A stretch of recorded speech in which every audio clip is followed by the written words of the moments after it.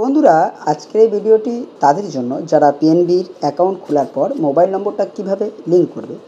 তো কিভাবে লিঙ্ক করতে হবে বা কখন এই মেসেজটা করতে হবে সেটা আমি দেখাবো এই ভিডিওতে। তো বন্ধুরা, আপনারা ধরুন পিএনবি অ্যাকাউন্ট খুলেছেন, পাঞ্জাব ন্যাশনাল ব্যাংকের অ্যাকাউন্ট খুলেছেন। এবার অ্যাকাউন্ট খোলার সঙ্গে সঙ্গে কিন্তু বর্তমান নিয়ম অনুযায়ী আপনার মোবাইল নম্বরটা লিঙ্ক হবে না। তো কেন লিঙ্ক হবে না? এখন অনেক ধরনের একটা স্ক্যাম চলছে মোবাইল নম্বরের ওটিপি দিয়ে।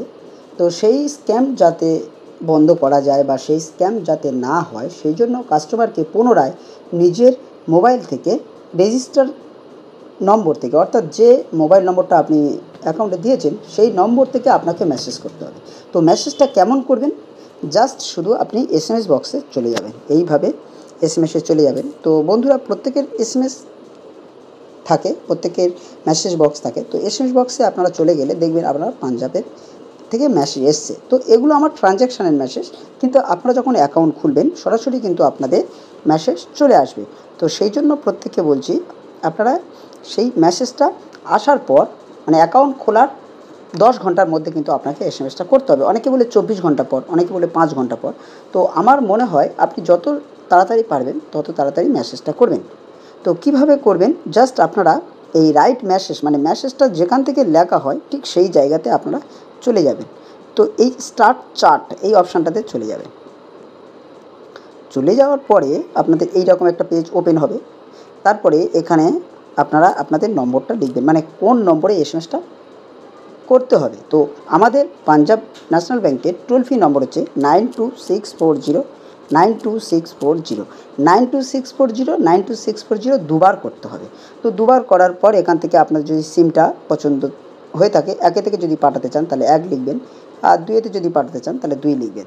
তো মনে রাখবেন এই আপনার রেজিস্টার করা নম্বরটা ক নম্বরে আছে এটা একবার খেয়াল করে দেবেন। তো যেহেতু আমার 1 নম্বরেই আছে, তো আমি সেহেতু 1 নম্বর সিলেক্ট করে মেসেজটা পাঠাবো। তো জাস্ট এখান থেকে 9264092640 আপনি কিন্তু বসিয়ে দিলেন।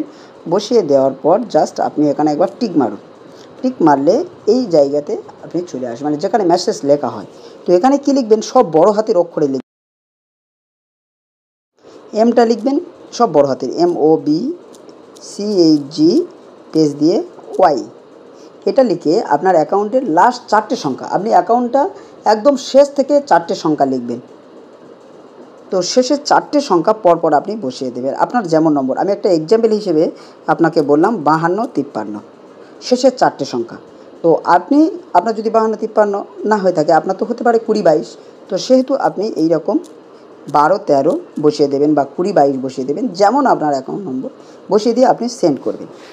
তো এই সেন্ডটাকে আপনি দুবার করার চেষ্টা করুন, 2-3 বার। তো এখান থেকে 2-3 বার করতে হলে কী করতে হবে? ওই মোবাইল নম্বর, ওই নম্বরে মেসেজটা করার জন্য জাস্ট আবার ফের কপি করে নেবেন, এখান থেকে কপি পেস্ট করবেন, করে আবার পাঠাবেন, আবার পাঠাবেন, আবার পাঠাবেন, এইভাবে পাঠাবেন। তবে লক্ষ্য করবেন যে নম্বরতে আপনি এসএমএস পাঠাচ্ছেন সেই নম্বরে যেন রিচার্জটা থাকে। যদি না রিচার্জ থাকে তাহলে কিন্তু আপনি এসএমএস পাঠাতে পারবেন না, এসএমএস ফেল হবে। দেখুন, আমি প্রত্যেকটা এসএমএস পাঠিয়েছি, সবকটা এসএমএস কিন্তু আমার ফেল হয়েছে।